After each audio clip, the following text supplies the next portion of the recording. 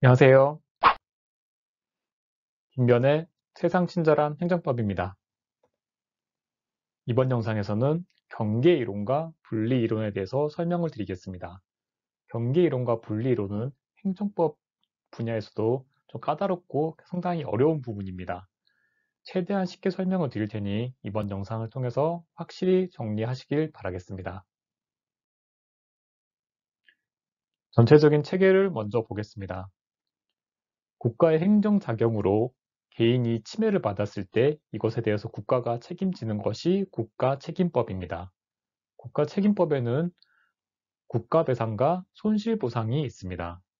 손실보상의 요건 중에 하나가 바로 특별한 희생입니다.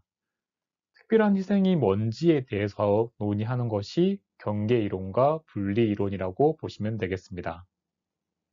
학습 포인트를 살펴보겠습니다. 먼저 경계이론과 분리이론의 왜 논쟁이 되는지 논의의 배경을 아시는 게 중요하겠습니다. 그리고 경계이론과 분리이론의 내용상 차이를 알아두어야 하죠. 그리고 판례가 어떤 태도를 취하고 있는지, 구체적으로 대법원과 헌법재판소가 어떻게 차이가 있는지 이거를 정리하셔야 되겠습니다. 손실보상 청구권의 성립 요건을 간단하게 짚어보고 가겠습니다. 첫 번째 요건은 공공의 필요입니다. 공공복리를 달성하기 위한 목적이어야 손실보상이 되는 것인데요.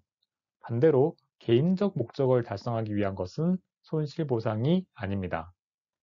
두 번째, 재산권 침해에 대한 적법한 침해여야 합니다. 재산권에 대한 위법한 침해는 국가배상이 문제되는 것과 비교를 해야 하죠. 세 번째가 특별한 희생인데 다른 사람과는 다르게 뭔가 특별한 불이익을 받고 있거나 그 참을 수 있는 한도, 수인 한도를 초과한 경우를 특별한 희생이라고 부릅니다. 특별한 희생의 개념과 내용과 관련된 이론이 바로 경계이론과 분리이론이죠. 경계이론과 분리이론을 알려면 헌법 제23조를 잘 보는 것이 중요합니다. 23조 제1항은 모든 국민의 재산권은 보장된다. 그 내용과 한계는 법률로 정한다 라고 규정하고 있습니다. 첫 번째 문장인 재산권 보장은 당연한 내용이고요. 두 번째 문장인 그 내용과 한계는 법률로 정한다라는 부분을 잘 봐야 합니다. 재산권의 내용은 법률로 정하는데 예를 들어서 민법 제211조가 그런 것입니다. 민법에 따르면 소유권은 사용할 권리, 수익할 권리, 처분할 권리를 의미한다라고 규정하고 있습니다. 한편 민법 제245조는 취득시효에 대해서 설명을 하고 있습니다. 20년간 남의 땅이라고 하더라도 평화롭게 점유하면 그 땅을 취득할 수 있는 것인데 재산권이 어느 정도 제한을 가하고 한계가 있다라고 보시면 되겠습니다. 제2항로 보겠습니다. 제2항은 재산권의 행사는 공공복리에 적합하도록 하여야 한다라고 규정하고 있습니다. 재산권 행사는 기본적으로 자유이지만 무제한적인 자유가 있는 건 아니라는 뜻인데요. 예를 들어서 돈이 있으면 물건을 살 수 있지만 아무리 돈이 많더라도 매점매석하는 행위는 물가안전법에 따라서 금지됩니다. 공공복리에 적합하지 않기 때문이죠. 제23조 1항과 2항은 재산권의 내용과 한계를 정하고 있고 다른 말로는 사회적 제약, 사회적 기속 이렇게도 부릅니다. 이 영상에서는 사회적 제약으로 부르도록 하겠습니다. 사망을 보겠습니다. 공공 필요에 의한 재산권의 수용, 사용 또는 제한 및 그에 대한 보상은 법률로서 하되 정당한 보상을 지급하여야 한다. 여기서 수용이라는 것은 재산권을 박탈하는 것을 의미합니다. 수용, 사용 제한 이런 걸 할 때는 보상을 해야 되겠죠. 그런데 그 보상에 관해서는 법률로 정해야 한다라고 규정하고 있습니다. 이렇게 재산권의 수용, 사용 제한 이걸 합쳐서 공용 침해라고 부릅니다. 이 용어를 잘 기억해 두시길 바라겠습니다. 제23조를 다시 한번 정리해 보겠습니다. 제1항과 2항은 사회적 제약이라고 말씀드렸죠. 그런데 1항과 2항에 대해서는 보상에 관한 내용이 없습니다. 이 정도는 참아야 하기 때문에 굳이 보상을 하지 않는 것이죠. 그에 반해서 3항인 공용침해는 보상이 필요합니다. 그 정도가 굉장히 심하기 때문에 그냥 넘어갈 수는 없고 보상을 해야 된다라는 뜻인 것이죠. 경계이론과 분리에 대해서 본격적으로 설명을 드리겠습니다.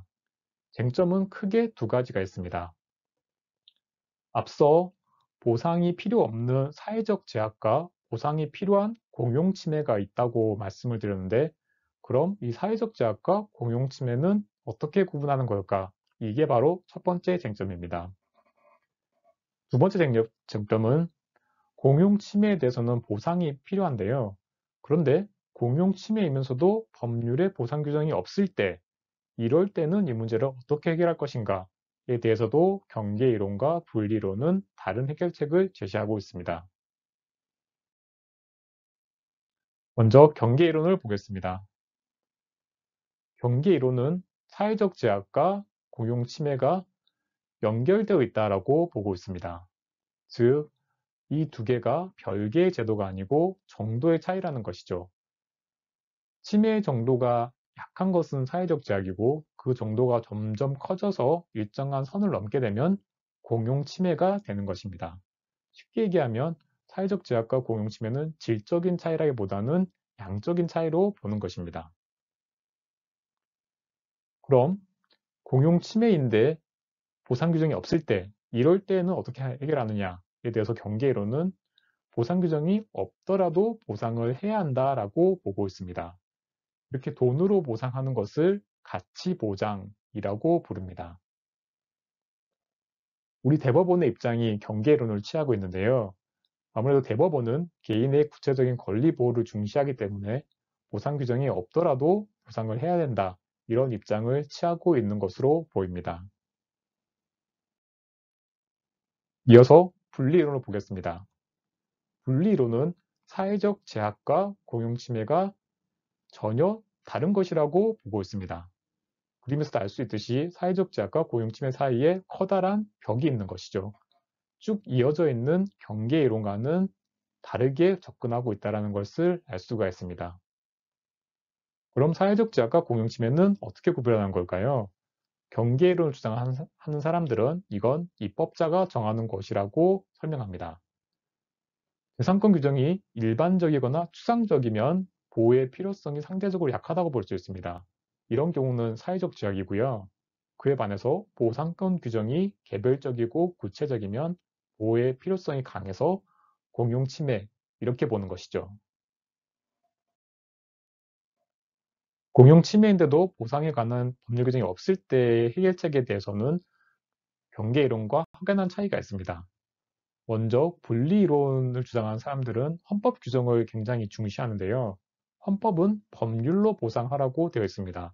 근데 법률에 보상 규정이 없으니 보상을 할 수가 없는 것이죠. 그렇다고 해서 이렇게 보상 규정이 없을 때 권리 구제를 등한시하는 것은 아닙니다. 분리이론의 주장자들은 공용 침해 자체를 폐지해야 된다라고 주장합니다. 경계 이론이 돈으로 보상하는 가치 보장을 중시하는 데 반해서 분리이론은 재산권 자체를 지키는 것을 중시하기 때문에 이걸 존속 보장이라고 부릅니다. 대법원은 경계 이론을 취했지만 우리 헌법재판소는 분리이론을 취하고 있습니다.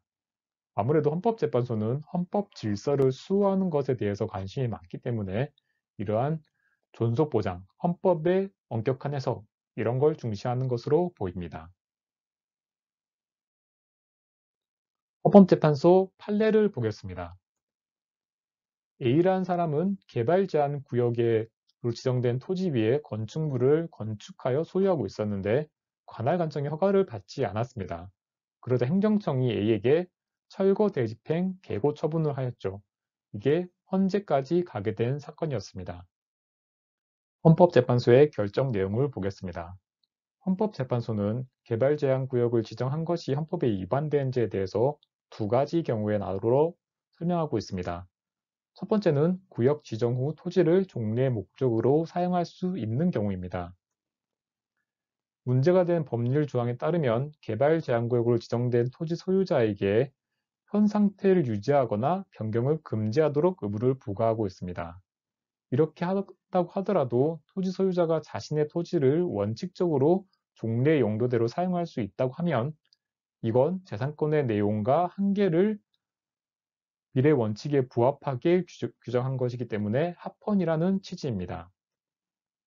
설령 구역 지정으로 인해서 개발 가능성이 좀 감소하고 지가가 하락된다고 하더라도 이건 토지 소유자가 감수해야 하는 사회적 제약의 일종이라고 본 것이죠. 두 번째 경우는 구역 지정을 한 뒤에 종래 목적대로 사용할 수 없는 경우입니다. 이런 경우에는 실질적으로 토지의 사용 수익권이 폐지되었기 때문에 재산권의 사회적 기속, 다른 말로 사회적 제약으로는 정당화할 수 없는 가혹한 부담을 주는 것입니다. 그렇기 때문에 입법자는 그 부담을 완화하는 보상 규정을 두어야 합니다. 그리고 이런 보상 규정이 없으면 헌법적으로 허용될 수가 없는 것이죠.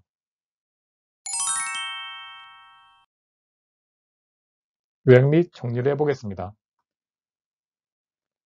경계 이론과 분리 이론 모두 출발은 헌법 제23조입니다.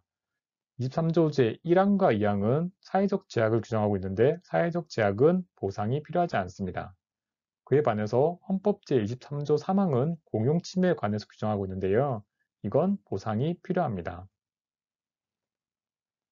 경계 이론은 사회적 제약과 공용침해가 정도의 차이라고 보고 있습니다. 좀 심해지면 공용침해가 된다는 것이죠. 그에 반해서 분리이론은 사회적 제약과 공용침해가 전혀 별개의 제도이고 이 둘 중에 무엇인지는 입법자가 정한다고 보고 있습니다. 보상 규정이 없을 때 어떻게 해결할 것인가에 대해서 경계이론은 보상 규정이 없어도 보상이 가능하다고 보고 있습니다. 가치 보장을 중시하는 것이죠. 하지만 분리이론은 보상 규정이 없으면 보상을 할 수가 없고 공용 침해 자체를 없애는 존속 보장이 중요하다고 강조하고 있습니다. 판례의 태도도 다른데요. 대법원은 경계이론이지만 분리이론은 헌법재판소가 취하는 입장이 되겠습니다. 영상을 시청해주셔서 감사합니다.